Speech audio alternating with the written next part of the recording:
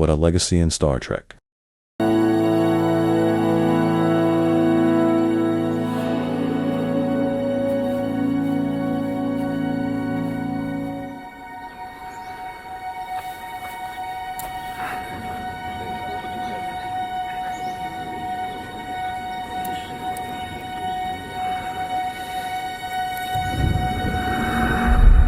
Here's the other thing that happened this week in Star Trek.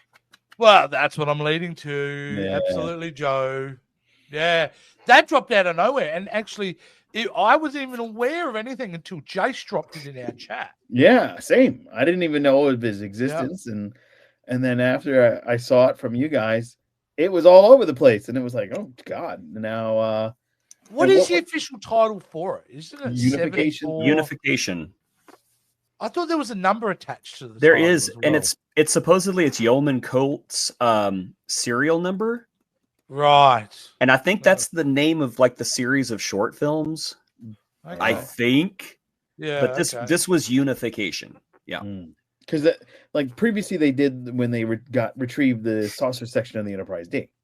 Yes. Yeah, and now this one they released, and it was Spock's farewell to Kirk. And then it was one of the most beautiful short films I've seen, period, in years. I will be honest with you. I shed a tear at this. The moment he grabbed Spock's hand, I freaking lost it. I thought it was beautifully executed. I thought it was the best use of face, like de-aging tech that I've seen anywhere. Yeah. And they didn't need their voices. That's what was so beautiful about it. And it just makes you want to go back and watch a middling Star Trek film called Generations. Happy 30th anniversary, by the way. Yeah. Yeah. And if you want, you can go watch our review of Generations, which came out 3 months ago. Yeah. Well, just in time for the 30th, yes. Yeah, we're right on target, guys. I've got some images, and I thought, like, because Jace, you mentioned this. Hold chat. up. I love this. Yes. Gary Lockwood actually did the mocap for that. And before we do this, hold up. You guys skipped something. Oh, do we have a synopsis? Oh, yeah. Oh, go. In the short film Unification, Captain James T. Kirk, William Shatner, mysteriously returns through a temple anomaly, finding himself in a fractured Starfleet torn by ideological divisions. Struggling to navigate a future shaped by his legacy, Kirk embarks on a daring mission to unite old and new generations, reigniting Starfleet's shared ideals. I didn't see that short film. I think Agamus got this confused with one of Shatner's novels. Yeah, I think so. For sure. Let's go back to that image though. Like, that's cool. Wow. It looks amazing too. Yeah. I knew a rock didn't kill that guy. But look at this, the aging tech.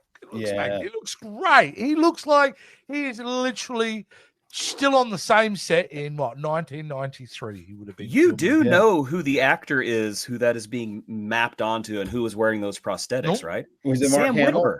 Sam Witwer. Oh, the man, Sam Witwer. Yes. Yeah, Sam Witwer. The prosthetics that they put on him to play young Kirk. Yeah. It doesn't even need any CGI enhancement. He looks just like William Shatner in the 60s.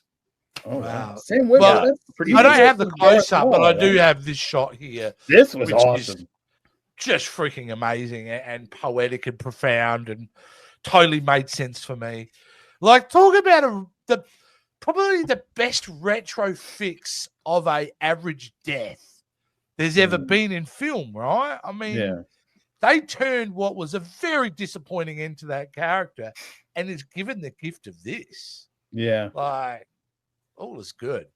I thought it was absolutely excellent. That Gene Roddenberry archive, man. Like, I love it so much. They're nailing it, aren't they? Yeah. Like, You know who's behind that? Liz and David Blass from Star Trek Picard. They had a big part to play in that. He posted a lot of stuff on Twitter today about that, which I thought was really cool.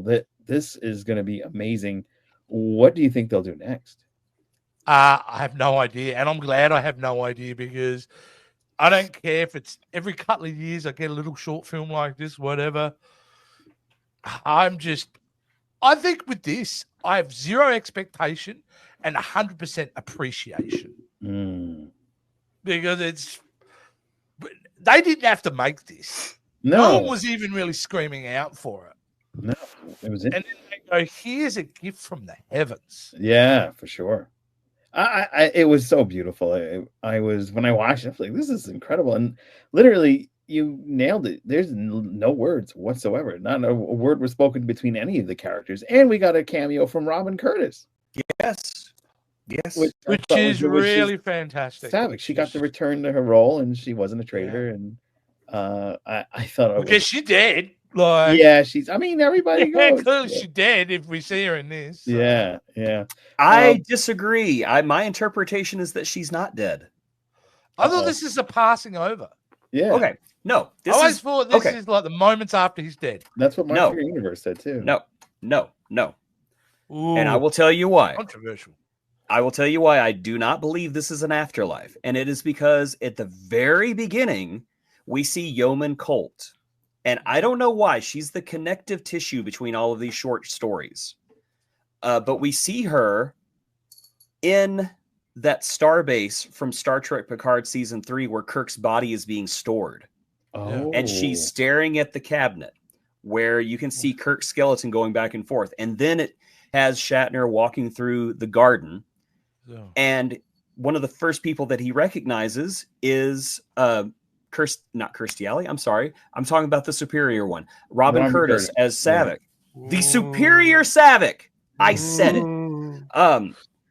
But if you look at her, she's not young. She's aged. Yeah. And the person with her, that's Spock's son. The Adam. That is Spock's son that was conceived during Star Trek 3. Oh, no, not actually. Not actually. Leonard Nimoy. No. That is Spock's son. Spock and Leonard Nimoy are different people. What? No way. You say lies. He wrote an entire book about it. I am the Senate. I am not Spock. I am not Spock. And then he turned around and said, I am Spock. So that's why you guys are confused. That's why I was confused. Now I'm broke. That was But what we're seeing there in the garden is a goodbye party.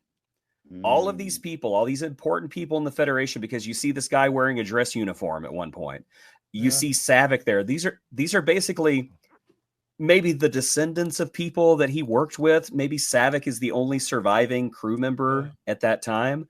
And they're there to see him off because he's about to take a trip with Lieutenant Yor from Star Trek Discovery, by the way. Yeah, I noticed that. He's about to take a trip to Yor's home universe, the Kelvin universe. Oh. And that's where he meets Spock, because Spock is dying in the Kelvin universe. This takes place shortly before Star Trek Beyond. So the ramifications of that is that this is a prequel to Star Trek Beyond. Yeah. Spock Prime is gone, but Kirk Prime is in the Kelvin universe now. Okay. Whoa. But yeah, I don't think that it's the afterlife. I think Kirk is genuinely alive. Wow, they sold it as the afterlife. I mean, your explanation sounds absolutely accurate. I'm not going to argue it. But the normal person's just going to go, oh, he's dead, and this is the afterlife. Yeah. But you know what? If that is what happened and the creators came out and said, yeah, he's dead, I would be like, oh, okay. Yeah, it can be interpreted either way. You're 100% and I hope that they don't. I hope they don't come out and say this is definitively what happened, because I like the open interpretation.